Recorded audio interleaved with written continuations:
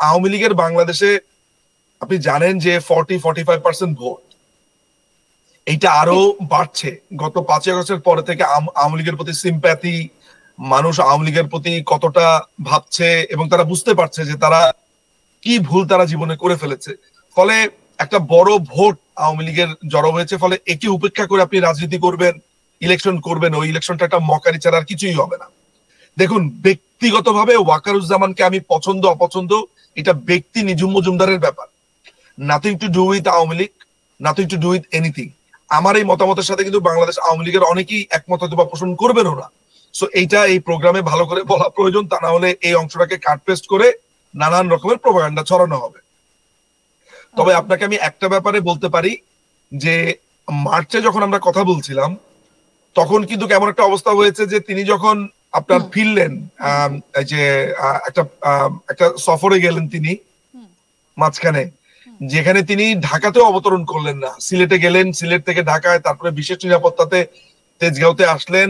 ফয়জুরের ব্যাপারটা তখন ভয়ানক একটা রূপ ধারণ করেছিল। ফয়জুর তখন আলাদাভাবে প্রমোট করছিল, মানে সেনাবাহিনীর ভিতরে দুটা কমান্ড তৈরি করে ফেলেছিল, যেটাকে ভালোভাবেই ফয়েল করা গেছে। এবং দর্শকদের জন্য এটাও জেনে রাখা ভালো যে এই হাসনাত আব্দুল্লাহ ওরফে হাবাদুল্লাহকে কিন্তু সেনাবাহিনীর লোকেরা যথেষ্ট তাকে শিক্ষা দিয়েছে ক্যান্টনমেন্টে নিয়ে গিয়ে। এবং আরেকটা লোককেও বেশ শিক্ষা দেওয়া হয়েছে, সেটা হচ্ছে নিজেকে ব্যারিস্টার বলে বলছে ফুয়াদ আব্দুল্লাহ নামে যে জঙ্গিটা আছে জামাত শিবিরের, সেই ছেলেটাকে। সো আজকে দর্শকদের জন্য এই হচ্ছে আমার কাছ থেকে থাকা সংবাদ আর কি। একদম, মানে এই পুরো পরিস্থিতিটা এই মুহূর্তে আরো ডামাডোলে ভরে গিয়েছে বাংলাদেশে। এখান থেকে একটা প্রশ্ন দাদা, আপনি যে ইনপুটগুলো আমাদেরকে পাঠিয়েছিলেন, যে 5 জনের নাম আপনি বললেন, তাছাড়াও আরো একটা ইনপুট ছিল যে আওয়ামী লীগের সঙ্গে এই মুহূর্তে ওয়াকারের একটা বিশাল দূরত্ব তৈরি হয়েছে। একটা সময় তো শেখ হাসিনাই নিয়োগ করেছিলেন এই ওয়াকারকে সেনাবাহিনীর প্রধান করে। তাহলে তার এই বিশাল দূরত্বটা এবং আওয়ামী লীগকে দূরে ঠেলে দেবার কারণটা কি তার, এই জামাত? না, এই প্রশ্নের উত্তরটা আমি আপনাকে এইভাবে দেই যে মাননীয় প্রধানমন্ত্রী ওয়াকারুজ্জামানকে কিন্তু নিয়োগ এই হিসেবে দেয়নি যে সে আওয়ামী লীগ পন্থী, আওয়ামী লীগকে পছন্দ করে, দিয়েছে প্রফেশনালিজমের জায়গা থেকে। কেন, আমি আপনাকে একটা উদাহরণ দিই। আপনাকে আমি দুটো উদাহরণ দিলে আপনি বুঝবেন। আপনি বাংলাদেশের কাউকে, পুলিশের যে আইজিপি ছিলেন আমাদের যে আব্দুল্লাহ মামুন সাহেব, আপনি তার ব্যাপারে একটু প্রশ্ন করে দেখবেন। পুলিশের যে লোকটা চরমভাবে বিএনপি করে বা জামাত করে, সেই লোকটাও স্বীকার করবে যে লাস্ট টাইম যিনি আইজিপি ছিলেন আব্দুল্লাহ মামুন শেখ একটা একটা একটা প্রচন্ড সৎ একজন ব্যক্তি ছিলেন। একদম প্রধানমন্ত্রী শুধুমাত্র তার রেকর্ডের উপরে বেস করে তাকে আইজিপি করেছে। এমনকি আইজিপি সাহেবের ভাই ইলেকশনে দাঁড়িয়েছে, সেই ভাইও ফেল করেছে। ওইখানে আইজিপি কোনো ধরনের তার হস্তক্ষেপের কাছে দ্বারাও ছিলেন না। নাম্বার 1, ঘুষ, দুর্নীতি, টাকা পয়সা, একদম লোকটা খুবই ভালো। আপনার র্যাবের যে ছিলেন যিনি, তিনি পেশাতে একজন ব্যারিস্টারও, তিনি বারও করেছেন, একই সাথে তিনি র্যাবের প্রধান ছিলেন, আব্দুল্লাহ আল হারুন সাহেব। এই লোকটাকে ব্যক্তিগতভাবে আমি চিনি এবং তাকে নিয়োগ দেওয়া হয়েছে কমপ্লিটলি সততার জন্য। আপনি র্যাবে চাকুরি করেছেন এমন কাউকে আপনি একটু জিজ্ঞেস করে দেখবেন যে ব্যারিস্টার এই হারুন সাহেব তিনি কেমন মানুষ। তাহলে দেখেন, পুলিশের আইজিপি, র্যাবের আইজিপি দুজনকেই কিন্তু নিয়োগ দেওয়া হয়েছে সততার উপরে, তাদের ট্র্যাক রেকর্ডের উপরে। একইভাবে আমি ওয়াকারকে নিয়ে অনেক আলোচনা করতে পারি, অনেক সমালোচনা করতে পারি, তার জামাতি আনুগত্য থেকে শুরু করে অনেক কিছু, কিন্তু ব্যক্তিগতভাবে তার সততার একটা রেকর্ড আছে।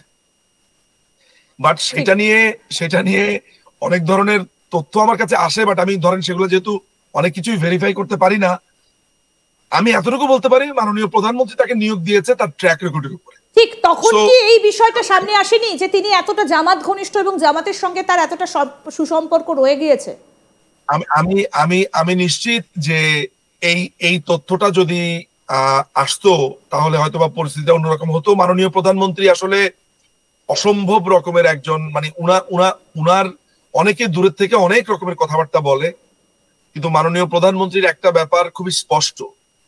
তিনি কোনো আপনাকে কেউ একজন এসে বললো যে আপনাকে বললো যে অমুক খারাপ তমুক খারাপ, এগুলো উনি কখনো, উনি ফ্যাক্ট চেক করেন, দেখেন উনার ফ্যাক্ট চেক করার রাস্তাটা কি? উনার ফ্যাক্ট চেক করার রাস্তাটা হচ্ছে যে গোয়েন্দারা তাকে যে তথ্যটা দিচ্ছে, তারপরে তিনি তিনি যে তথ্যটা পাচ্ছেন তার উপরে বেস করেই তো একজন প্রধানমন্ত্রী সিদ্ধান্ত নেন। আমি আপনাকে হলফ করে বলতে পারি যে গোয়েন্দা তথ্যগুলোতে তার এই জামাতি সংশ্লিষ্টতা, জামাতের প্রতি তার এই ভালোবাসাটা ওই রিপোর্ট গুলোতে ছিল না। ঠিক, মানে কোথাও একটা মিস হয়ে গিয়েছিল। লম্বা কারণও আছে। হয়তোবা কোনোদিন আমি যদি বলি তাহলে বলবো, এটা আপনি তুলে রাখলাম আপনার জন্য। তবে আমি এটা নিশ্চিত হয়েছি যে গোয়েন্দা রিপোর্ট গুলোতে উনার সততা, ট্র্যাক রেকর্ড, ক্যারিয়ার এগুলো সবসময় ছিল।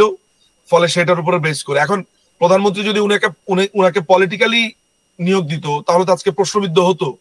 কিন্তু একটা প্রশ্ন এখান থেকে উঠে আসছে দাদা, আমি জানি না কতটা সত্যতা রয়েছে এই প্রশ্নটার, যে ওয়াকারুজ্জামান তিনি নাকি রাষ্ট্রপতি হতে চাইছেন এবং একটা মহল থেকে নাকি সেটা দাবি উঠছে, এই খবরটা কি সত্যি?